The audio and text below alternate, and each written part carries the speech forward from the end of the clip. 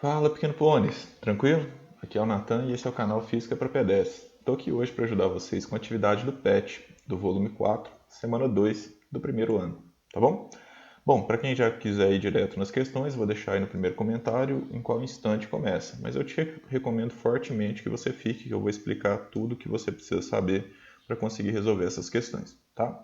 Bom, para quem ainda não viu o vídeo da semana passada, eu explico o que é quantidade de movimento e impulso. E eu vou assumir que você já viu o anterior. Se você não viu, veja, tá? Deve estar ou no primeiro comentário, junto com o instante, ou então no iCard aqui. Vou tentar colocar. E agora a gente vai falar da conservação da quantidade de movimento. Como assim, Nathan? A quantidade de movimento é uma grandeza fundamental, ela sempre se conserva independente do que aconteça. Independente se há uma explosão ou uma colisão, a quantidade de movimento de um sistema fechado, de um sistema que só ele interage com ele mesmo, é sempre conservada, tá? Às vezes nem a energia sempre é conservada, mas a energia muda de um tipo para o outro. Então é muito mais simples a gente analisar esse tipo de problema a partir da quantidade de movimento, da conservação da quantidade de movimento, tá bom? Então, imagine que você tem uma situação inicial, sei lá, que uma bolinha está vindo para cá, tá? Ela tem uma bolinha A, ela tem uma massa MA e uma velocidade VA. E uma bolinha B, opa, uma bolinha B que está indo para o sentido contrário, com velocidade VB e massa MB. Isso aqui é antes, tá? Antes, isso aqui é antes da colisão. Provavelmente depois disso elas colidiram, tá? E aí A voltou para cá com uma velocidade VA', que é diferente da inicial, pode ser diferente da inicial, e com a mesma massa. Enquanto a B voltou para o sentido oposto, com a mesma massa, porém uma velocidade provavelmente diferente. E o que eu tenho? O que uma situação tem a ver com a outra?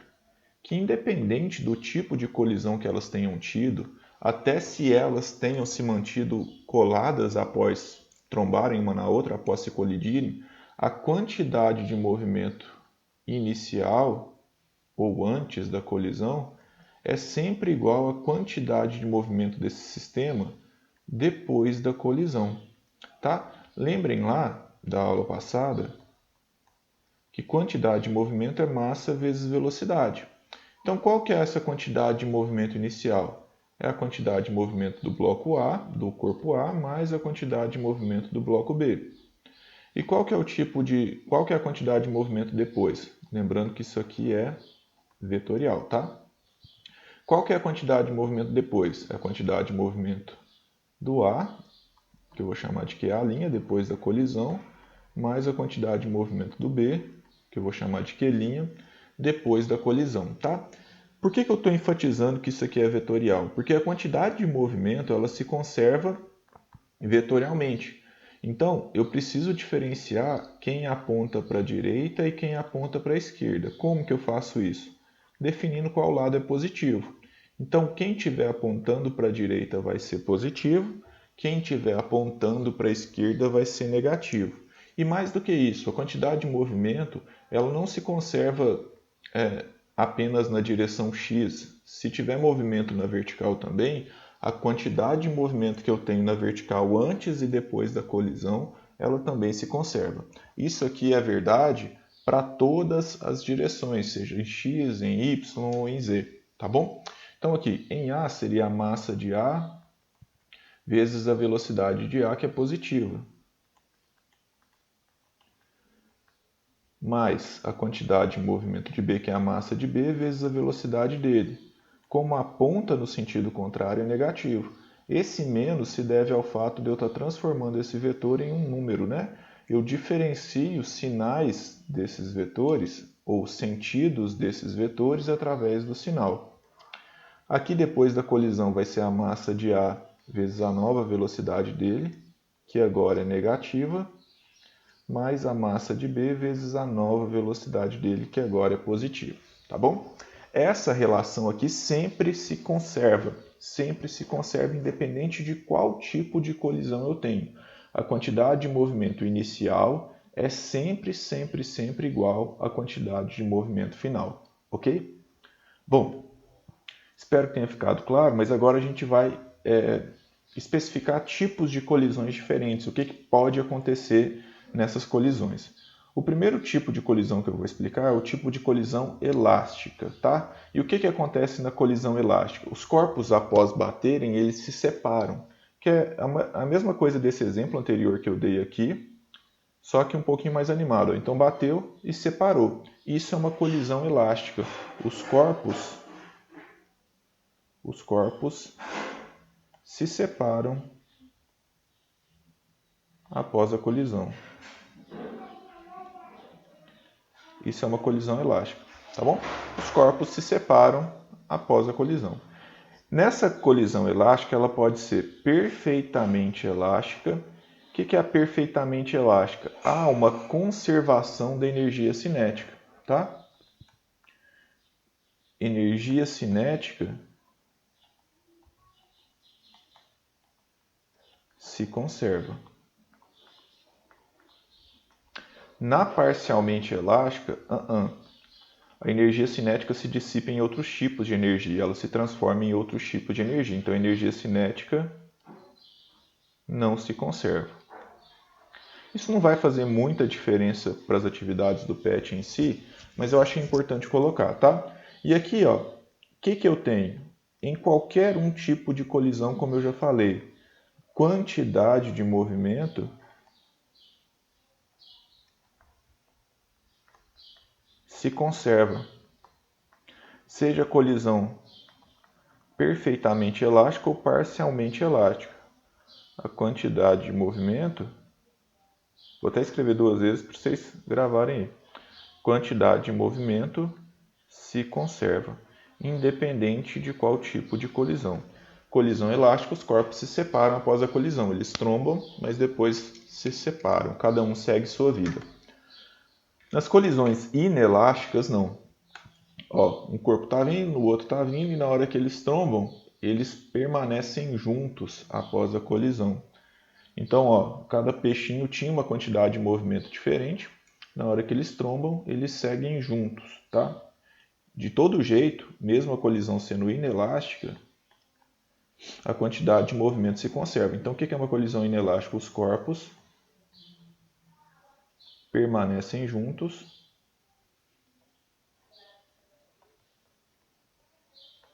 após a colisão. Se na parcialmente elástica eu já não tinha conservação da energia cinética, aqui eu também não tenho. Energia cinética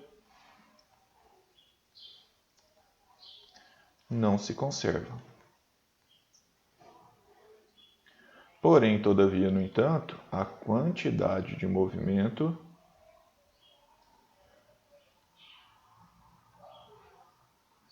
sempre se conserva.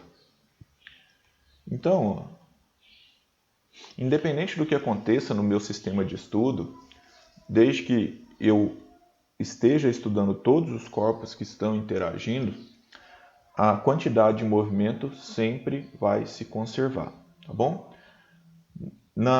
Só para vocês não confundirem, no capítulo passado, na semana passada, a gente estava falando que o impulso era a variação da quantidade de movimento. Mas o que era? Um corpo que sofria uma força externa, né? Agora, não tem força externa, não. Esse corpo que está aqui de fora, ele está entrando no meu problema. Então, a quantidade de movimento desse corpo junto com esse, ela se conserva, tá bom? Nesse caso aqui, são sistemas fechados. Todo mundo que interage está sendo estudado pelo meu problema. Não tem nenhuma força de fora que atua. E aí, nessa situação, a quantidade de movimento se conserva sempre, tá bom? Bora lá, então. Um torcedor de futebol, durante uma partida de seu time na Libertadores, resolveu utilizar seus conhecimentos de física para explicar algumas jogadas. Nessa perspectiva, leia com atenção as afirmações a seguir e marque V para as verdadeiras e F para as falsas.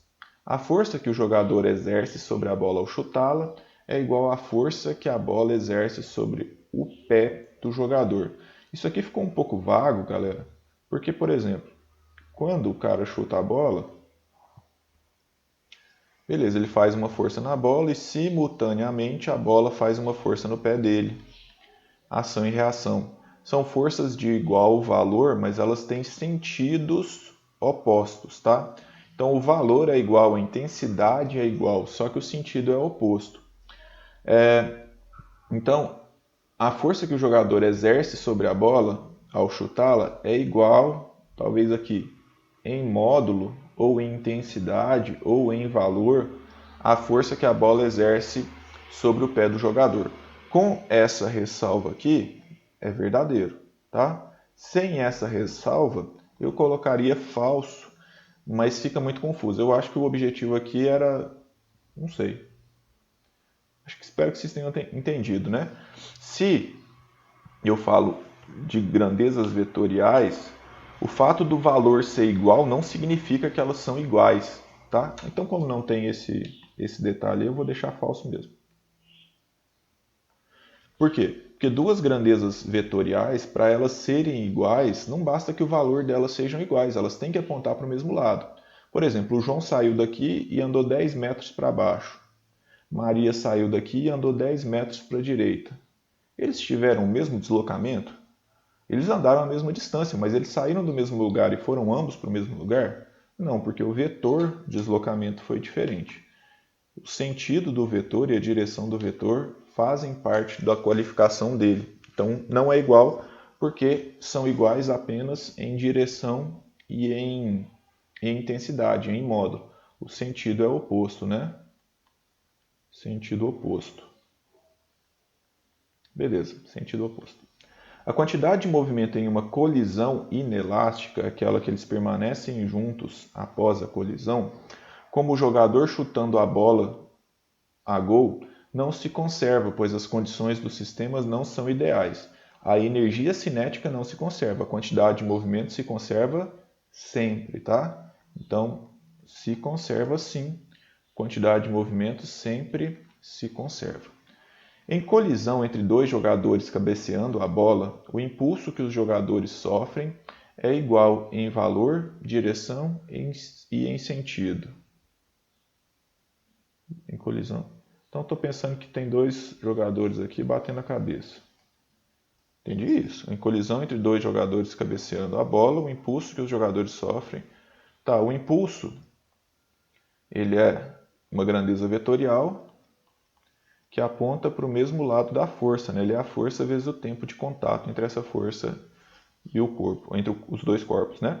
Então o impulso ele vai apontar para onde a força apontar. Como aqui é ação e reação, ó, uma força aponta para cá, a outra força aponta para cá. Então o impulso também é oposto, porque o impulso ele tem o mesmo sentido e direção da força. Então cada uma dessas cabeças vai para um lado diferente porque sofrem impulsos com sentidos opostos, tá? O sentido aqui tem que ser oposto. Por isso essa também é falsa. Na cobrança de um pênalti, o jogador altera a quantidade de movimento da bola. Sim, eu estou analisando só a bola. Então, quando o jogador chuta a bola, ele altera a quantidade de movimento dele. Ele faz ela ir mais rápido. Ele aumenta a velocidade da bola, aumenta a quantidade de movimento dela. Que, por sua vez, é novamente alterada quando a bola se choca na rede. Quando a bola se choca na rede, ela perde velocidade. Como a quantidade de movimento mede tanto a massa quanto a velocidade, cada variação que eu tiver na velocidade aqui varia a minha quantidade de movimento. Então, quando o jogador chuta a bola, a velocidade aumenta? Sim. Então, aumenta a quantidade de movimento. Quando a bola bate na rede, a velocidade diminui? Sim. Então, se a velocidade diminui, a quantidade de movimento também diminui. Isso é verdadeiro. Mas você não falou que a quantidade de movimento se conservava, Nathan? Então, se eu colocar o pé do jogador na jogada, o pé do jogador vai perder quantidade de movimento. Então, na hora que eu somo a quantidade de movimento do jogador, do pé do jogador e da bola, essas duas juntas se conservam, tá? A bola só ganhou quantidade de movimento porque o pé do jogador perdeu. Então, quando eu coloco o pé do jogador no meu sistema de estudo e somo a quantidade de movimento dele no meu problema, eu tenho uma conservação da quantidade de movimento. Quando eu analiso só a bola, ela sofre forças externas, então meu sistema não está isolado. A quantidade de movimento se conserva sempre quando eu estou analisando todos os corpos envolvidos. Tá? O goleiro continua em repouso após fazer uma defesa.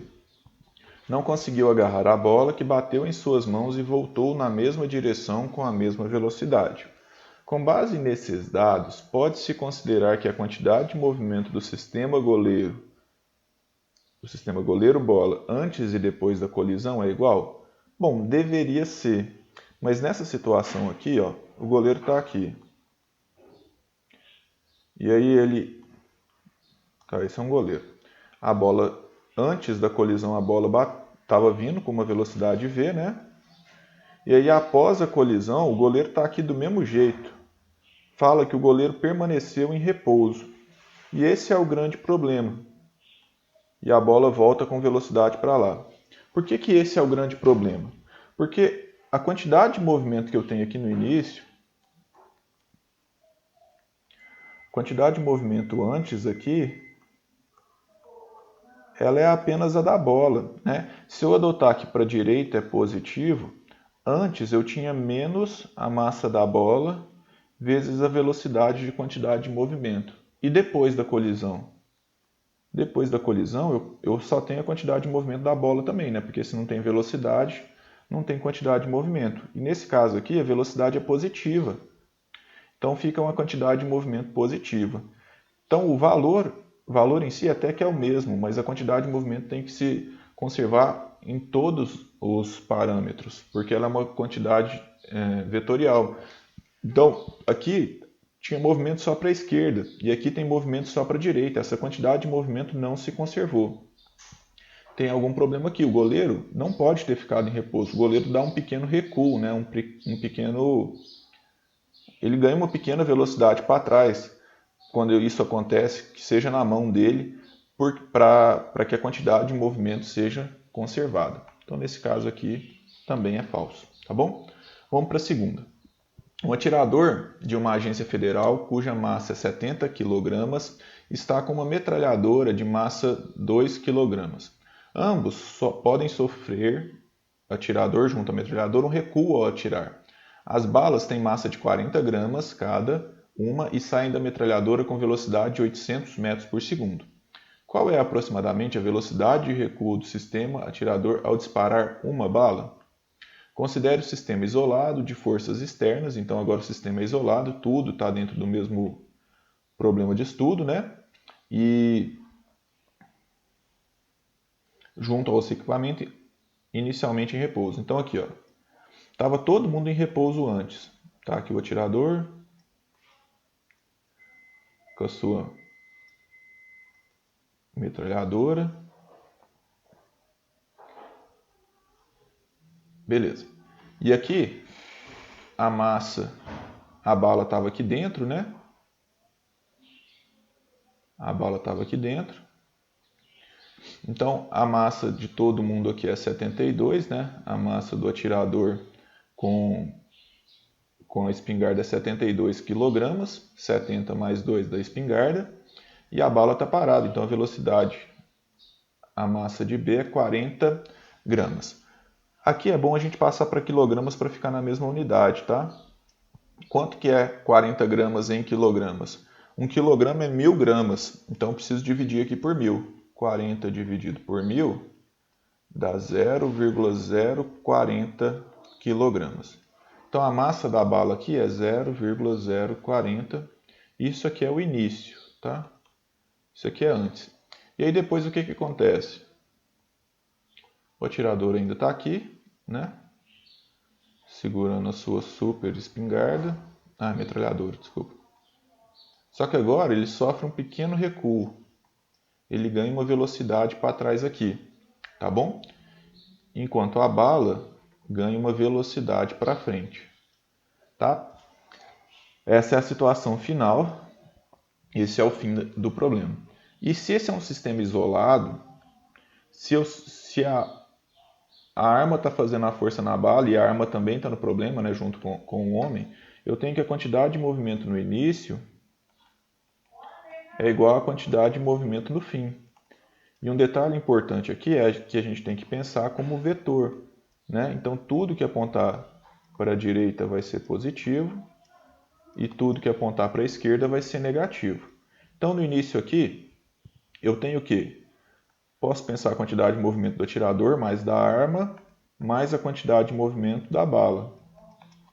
E depois, a quantidade de movimento do atirador mais a quantidade de movimento da bala. Só que aqui é tudo zero, né? Por quê? Porque a massa é 72, né? Massa do atirador vezes a velocidade do atirador inicial, mais a massa da bala vezes a velocidade da bala inicial. Isso aqui é a massa do atirador vezes a velocidade final do atirador, que eu estou chamando de V', mais a massa da bala vezes a velocidade da bala final, que eu estou chamando de V'. A massa é 72, mas a velocidade é zero. A massa é 0,04, mas a velocidade é zero. Então, a quantidade de movimento aqui no início é zero. E depois tem que ser zero. E pode ser, por quê? Porque uma das velocidades é positiva e a outra é negativa. Por isso que eu tenho a quantidade de movimento, por isso que o sentido é importante, tá bom? A massa aqui é 72 e essa velocidade aqui é o que eu quero saber. Qual que é a velocidade de recuo dela, tá? Ela vai dar negativa, o que faz sentido ela ser negativa porque ela está apontando no sentido contrário, ela está apontando para a esquerda no meu desenho ali. Mais a massa da bala, que é 0,04, vezes a velocidade, que é 800. Então ficou 0 é igual a 72 VA' mais 32, né? Posso cortar esse 0 com a vírgula, fica 4 vezes 8, que é 32. Então VA' vai ser igual a menos 72 VA', né? Trocando de lado, o 32 vai ficar 72 VA' igual a menos 32. VA' vai ser igual a menos 32 dividido por 72, que vai dar menos 0,444 metros por segundo. Tá bom? Então aqui a resposta certa seria a letra A. Ah, Nathan, mas a bala saiu a 800, o recuo desses caras foi só 0,44? Sim, porque como eles têm uma massa bem maior, o recuo que eles sofrem é bem menor, né? Porque o que se conserva é a quantidade de movimento, o produto da massa pela velocidade. Tá certo, galera? Vamos para o último então. Ó. Dois patinadores de massa igual a 80 kg na última volta de uma final de competição de patinação de velocidade movem-se com velocidade de 54 e 63 km por hora. Em uma tentativa de ultrapassagem, os patinadores colidem e seguem juntos até a linha de chegada. Qual a velocidade com que os patinadores cruzam a linha de chegada? Então aqui é uma colisão inelástica, né? Eles permanecem juntos após a colisão. Então aqui está o A, com uma velocidade de 63 km por hora, para a direita, né? E está o B, com uma velocidade um pouco menor de 54 km por hora. Tá? Como a gente pode achar a velocidade em km por hora também, a gente precisa transformar isso. E a massa de A é igual à massa de B, que é igual a 80 kg. Isso antes, né? Isso no início. Aqui no fim, o que eu tenho? Que o A e o B estão juntos, né? E se movem com uma nova velocidade aqui, que eu não sei, que é o que eu quero descobrir. Então, o A alcançou o B, tentando ultrapassar eles, os dois se embolaram, ficaram juntos e seguiram com uma velocidade nova aqui, né? Eu quero descobrir qual que é essa nova velocidade aqui. Para isso, a gente vai falar que a quantidade de movimento se conserva. Ou seja, que a quantidade de movimento no início é igual à quantidade de movimento no final. Qual que é a quantidade de movimento no início? É a quantidade de movimento do A mais a quantidade de movimento do B. Qual que é a quantidade de movimento no final? É a quantidade de movimento do A mais a nova quantidade de movimento do B. Essa nova aqui eu vou pôr de situação linha, tá bom? Aqui é a massa de A vezes a velocidade dele, massa de B vezes a velocidade dele. Aqui é a massa de A vezes a nova velocidade, né? Vou chamar de VA' por enquanto. mais mb vezes a nova velocidade. Certo? A massa de A é 80. Opa, apertei errado aqui. A velocidade de A é 63. Todos positivos, né? Porque todos apontam para a direita, todos estão para o mesmo lado. Então, nesse caso aqui, eu não tenho muito problema com pensar em sinal. A massa de B é 80, vezes a velocidade dele, que é 54. A massa é 80 vezes a nova velocidade, que é V.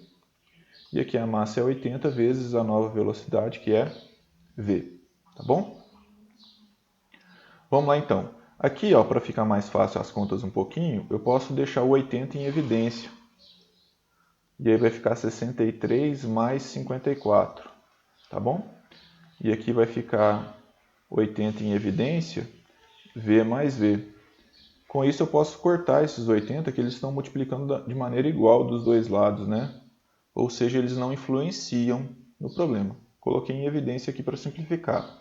Se você quiser fazer as contas aí tudo e tal, tranquilo, mas eu gosto de evitar sempre fazer contas difíceis, sempre que eu posso. 63 mais 54 vai dar 117, que é igual a 2V. Esse 2 que está multiplicando vai passar dividindo.